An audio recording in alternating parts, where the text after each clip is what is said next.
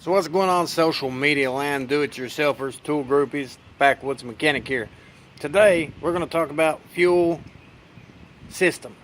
Alright, the introduction to a fuel system for Ford Econoline vans, specifically the 2007 model E150s. We're going to talk about fuses, ERFS, PCV, EGR, EGRV, EVAP, canister, FPDM, all that good stuff. We're going to talk about that today and show some people where some of this crazy stuff is for those of you out here who's trying to fix these vans yourself. Now, of course, first things first, if you're looking at your van that's all tore up, you got to know your fuel system before diving into any type of do-it-yourself repairs, or you're going to spend more money than what you should have. All right, so first things first, get your owner's manual ready. Go buy yourself a Haynes manual. If you ain't got an owner's manual, buy yourself a Haynes manual, because ain't nothing wrong with making sure you got the schematics to your vehicles that you're working on. Plus, if you own anything from 92 to 2014, this particular manual might just help you out. And you always want to have your owner's manual on hand, because it's going to tell you things that these Haynes manuals don't. Now, if they make a Chiltons manual, I recommend them because they're some of the best detailed manuals there is on the market. So have these things on hand. You want to educate yourself and know exactly what you're getting into, and you want to be able to reference things for your specific model vehicle as opposed to depending on people on YouTube for your answers. You need to figure out exactly what type of fuel system you have. Is it carbureted? Is it electronic injection? Is it mechanical, return line, or no return line? Those are things you got to figure out. And right now what we're going to be looking at is going to be a 2007 model Ford Econoline van, cargo van, 4.6 liter V8 E150, which has EFI, electronic fuel injection. Now, from 2009 and later, or from 01, 02, in the 5.4 liter models, they have a MRFS, which is a mechanical returnless fuel system. From 92 to 03, they have a return type fuel system with return lines that dumps the excess gas back into your tank. 04 and later, they have returnless fuel systems with no return line, and from 2004 to 2008, which is this particular van, it has a ERFS, which is electronic returnless fuel system. So we're going to have to start dealing with troubleshooting all the electronics on these particular models, and you need to know where the electronics are at. In plain old English, this thing's not a carbureted system. It does not have a return line that dumps fuel back into the gas tank. It's all electronic fuel injection with no return line at all. And that gives people some problems when you're used to fuel injection systems, or you're used to carbureted systems. It's a little bit of a different trend, and it's not going to be the same troubleshooting methods that you would have with the older model vehicles. Now, of course, the first issue that you're going to have to do is you're going to have to figure out the fuel problem. You're going to have to do some troubleshooting right out of the gate. Know your fuel system. Get on YouTube and research what you can. Have a Haynes manual, a Chiltons manual, an owner's manual ready that's going to cover everything you might need. YouTube's not always going to help you on all the repairs, but you're going to have to look up the job-specific stuff for your particular vehicle and start from there, such as start simple. Make sure you have gas in your gas tank. I once got a call in the middle of the night to go pick up a lady for a mobile repair job. I got there, was looking at her vehicle floor, and it acted like it might have been the fuel pump at first. But you could hear it priming and everything. It's just the fact that her actual fuel gauge was not working properly. It said she had a quarter of a tank of gas, and she did not have any gas. Not enough gas to start the system. I went and got 5 gallons of gas, put in it. It reset the float where she was on level ground, and she was good to go. It was one of those Chevys where you park on an incline and the system reads what it's not actually got in it, and as you're driving, the computer is deducting how much gas you're using, and it read that it was out of gas completely, but that it had gas in it. So it's one of those situations. So make sure to start simple. Make sure that you do have gas. Nobody siphoned it out. Reach down there, peck on your gas tank, make sure it sounds like there's some stuff in it, Go from there. Listen whenever you turn your key over to make sure that the fuel pump is actually priming, which means turning your key into the on position, not run, but on. You should be able to hear a little whining sound, and that is your fuel pump engaging and priming. Now, if you do that, and it's working, next thing you got to do is check your fuses and relays. It's easy to switch relays or to check the fuses with a basic little hand tool. Costs you a few dollars at a parts store. And for your fuses, you're going to go underneath the hood of your vehicle right here. If you got a 07 model van, here is your antifreeze right here. You pop this cover. This is going to be your fuses. This is going to be your relay.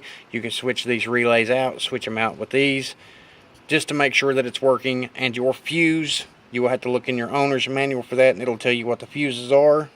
Fuel pump on this particular one is this fuse right here, 20 amp. So we can switch that one out with another 20, or check to make sure it's blown or not. You can get a simple tool, post them in the link in the description box below also. And of course, whenever you start it up, notice what's happening. Start troubleshooting from the get-go. Is it starting and then stalling? Is there smoke coming out of the tailpipe? Is it missing? Does it backfire? Do you smell gas? Do you smell gas coming out the air filter? Do you smell gas leaks? Is there gas leaks on the ground? You know, push the throttle. Does it die out or does it run fine? Whenever you pump the gas, does it run or does it not? Whenever it's idling, does it stall? Note down all these symptoms, because they're going to point you in one direction or the other for you to have the process of elimination with these particular systems. And of course, once you start noticing the different symptoms, you'll start troubleshooting via the manual, such as starting with your actual relay here. Now, a lot of people need to understand your relays, all right? The fuses, fuel pump relay. The fuel pump relay right there, it says FP. All right, it has a primary and a secondary circuit. The primary circuit is controlled by the PCM. The secondary is linked directly to the battery voltage from the ignition switch. So with the ignition switch on, the PCM is going to ground that relay for 1 second.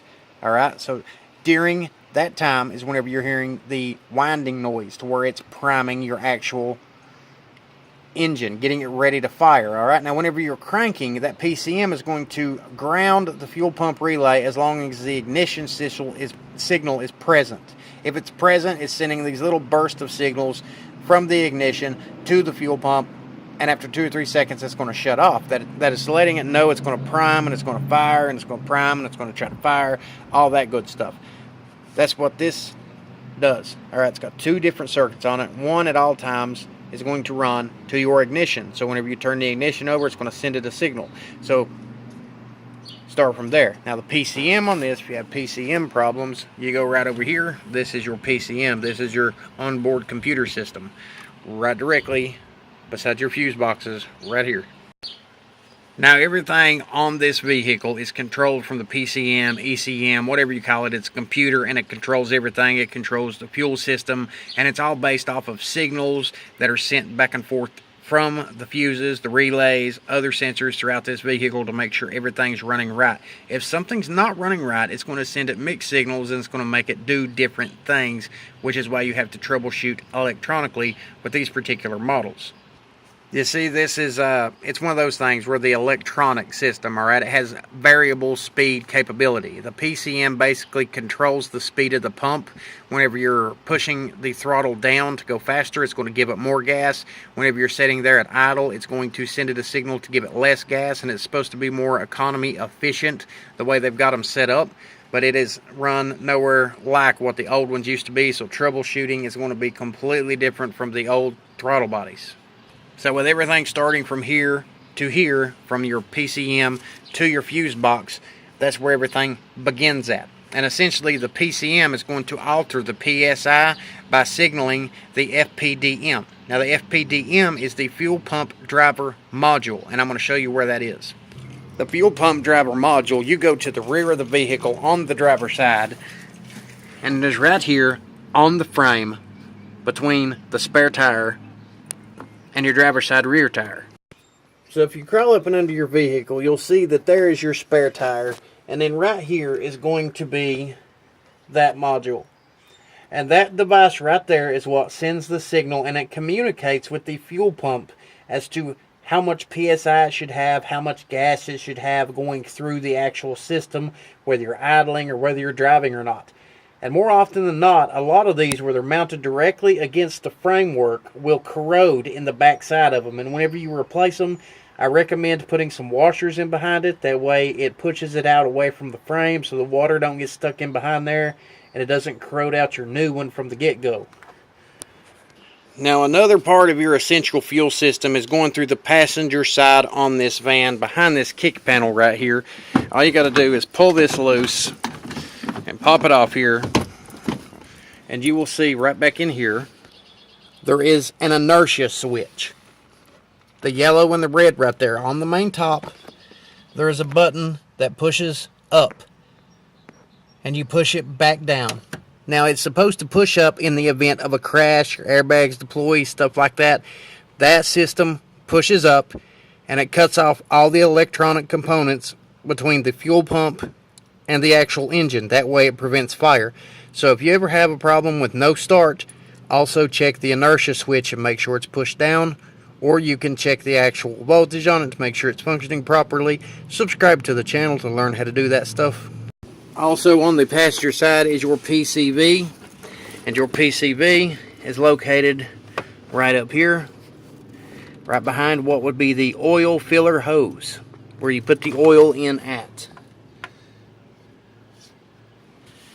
You can see it from this direction here, but it is right up here on top of the valve cover, and it's got like a duckbill clip. You can trace it because it's hooked to the edge. The manifold here, where the EGR valve is, that line right there, that big thick line, runs right to it. But this right here, there is your EGR valve, and that would be on the driver side. You could access it from the inside of the vehicle. Take the inside hatch out and you'll be able to access it with ease. But that is your EGR valve. And mounted to it is the EGR vacuum lines that you see right there on the left. And of course the sensors are hooked up to it to tell it when to purge, when to not to purge, all that good stuff. The sensors and the vacuum lines are basically what sends the signal back and forth to the EGR valve to let it know when to operate on or off. And then move straight out from where the EGR valve is, right here also on the driver's side. As you can see, those two lines right there and that electronic connection, that is your EVAP. Alright, vent solenoid mounted basically to the driver's side, right above where the radio would be at. It has two lines, one plug. One of those lines runs back to the back of the vehicle where the EVAP canister is. Now once again, we're back here at the back of the vehicle, right behind the hogshead or the axle, and right there behind the spare tire, mounted right directly behind the frame, is your EVAP canister. Instead of it having a return line to the actual fuel tank, the fumes from the engine is supposed to go into that canister right there. So you always want to check it, make sure it's not leaking, make sure the lines ain't clogged up, and that it's functioning properly. That's where you'll locate it at. It's right there by the axle, behind the spare tire, mounted to the frame. Now right directly below your driver's side door on the frame of the vehicle is going to be your fuel filter. As you can see right there, that is your fuel filter. It's right by the exhaust, right on the frame, underneath the driver's side door. And of course right here on the driver's side, inside hatch of the vehicle, as you can see where we was just at a second ago, you've got this blue line, and this is your fuel inlet line. Your fuel line runs straight up to your fuel rail and your fuel injection system, which is this silver bar right here is your fuel rail, and the fuel injectors are mounted underneath each side of that. This is your main fuel line right here. Which brings me to the Schrader valve. Alright, whenever you go to test these systems, they recommend that you put a gauge on them to see what the pressure is, to see if it's too high, too low, running right, because that'll tell you a lot about a system. Problem with Ford is, in these particular models, they remove the Schrader valve and there's nowhere to plug it in at. And if you look inside of repair manuals or ask mechanics, they'll recommend buying a gauge and teeing into this line right here, which means removing this line, removing the lock, and making a T right here where you can hook the valve up right here to get the pressure.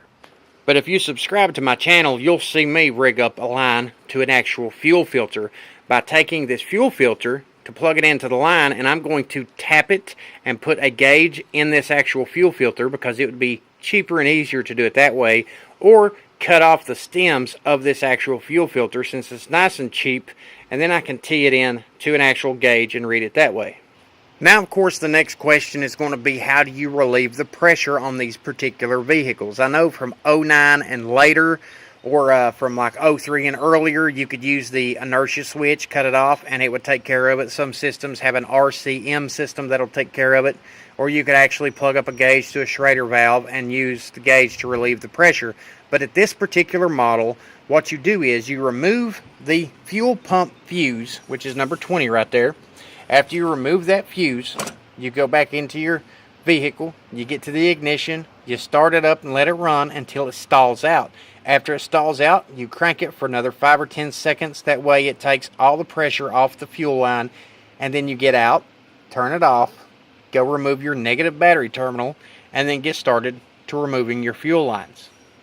But if you want to see more do-it-yourselves, more tips, more how-tos, just showing you where some things are to make your life easier, people, hit that subscribe button, because I do a wide variety of repairs from boats, industrial work and equipment, automotives, and everything in between, on top of some really good tool reviews. And after I hit 1,101 subscribers, I'm going to pick some people and I'm going to pick some tools off this channel that I've reviewed, and I'm going to choose some winners to send them to. So help this channel grow. Hit that subscribe button. I hope this has helped somebody out.